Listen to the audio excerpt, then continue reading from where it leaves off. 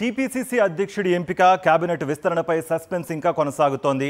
దీనిపై మరిన్ని అప్డేట్స్ అందించడానికి మా ప్రతినిధి రాకేష్ అందుబాటులో ఉన్నారు. రాకేష్, మెయిన్గా రెండు అంశాలు ప్రస్తావనకు వస్తున్నాయి.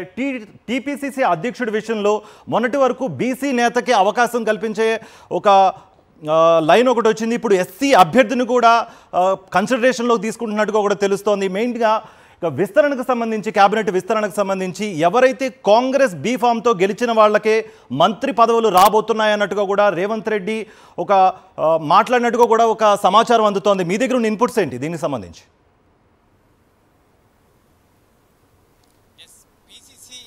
దీంతో పాటు కేబినెట్ విస్తరణపై హైకమాండ్ గ్రీన్ సిగ్నల్ ఇచ్చినప్పటికీ సస్పెన్స్ కొనసాగుతుంది. పీసీసీకి కేబినెట్ విస్తరణపై ఒకదానికి ఒకటి ముడిపడి ఉండడంతో కాస్త ఆలస్యం అవుతున్నట్టుగా సమాచారం. జూలై మొదటి వారంలో దీనికి ఒక ఎండ్ కార్డు పడే అవకాశం ఉంది. అయితే మొత్తానికి రెడ్డి అలాగే బీసీ, ఎస్సీ, ఎస్టీకి సంబంధించిన సామాజిక వర్గాలకు సంబంధించి పీసీసీ అధ్యక్ష రేసులో ఉన్నప్పటికీ చివరిగా సీఎంగా ఓసీ, ముఖ్యంగా రెడ్డి సామాజిక వర్గం నుంచి డిప్యూటీ సీఎంగా ఎస్సీ సామాజిక వర్గం నుంచి ఉండడంతో బీసీ లేదా ఎస్టీకి పీసీసీగా అవకాశం ఇవ్వాలనే ఒక నిర్ణయానికి ఏసీసీ వచ్చినట్టుగా సమాచారం.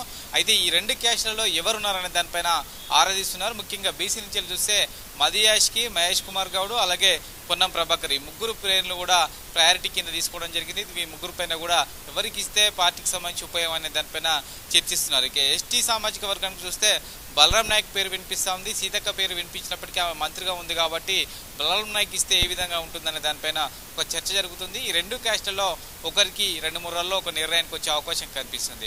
అయితే ఇక్కడ ఎవరికైతే ఎస్టీ లేదా బీసీకి అవకాశం కల్పిస్తారో పీసీసీగా, రాని వారికి మంత్రివర్గంలోకి తీసుకోవాలనే ఒక ఎజెండాను ఖరారు చేసుకోవడం జరిగింది. మొత్తం 6 మంత్రి పదవులు ఇంకా ఖరారు చేయాల్సి ఉన్న నేపథ్యంలో దానికి సంబంధించి చర్చిస్తున్నారు. ఒకవేళ కనుక పీసీసీ అయితే ఆదిలాబాద్ నుంచి వెళ్ళి ఎడమ భోజనం మంత్రివర్గంలో తీసుకోవాలనుకున్నారో ఆయనకు ఆపే అవకాశం ఉంది. మరొక వ్యక్తికి అక్కడి నుంచి అవకాశం కల్పించే పరిస్థితి కనబడుతుంది. అయితే క్యాబినెట్ విస్తరణకు సంబంధించి పూర్తిలో రాష్ట్ర నాయకత్వానికి అవకాశం ఇచ్చిన నేపథ్యంలో నిజామాబాద్ నుంచి సీనియర్ నేత సుదర్శన్ రెడ్డికి దాదాపుగా మంత్రి పదవి ఖరారైనట్టుగా తెలుస్తోంది. ఇక 3 మిగతా ఉమ్మడి జిల్లాలకు సంబంధించి హైదరాబాద్ కానీ, రంగారెడ్డి కానీ, అటు ఆదిలాబాద్ కానీ వీటి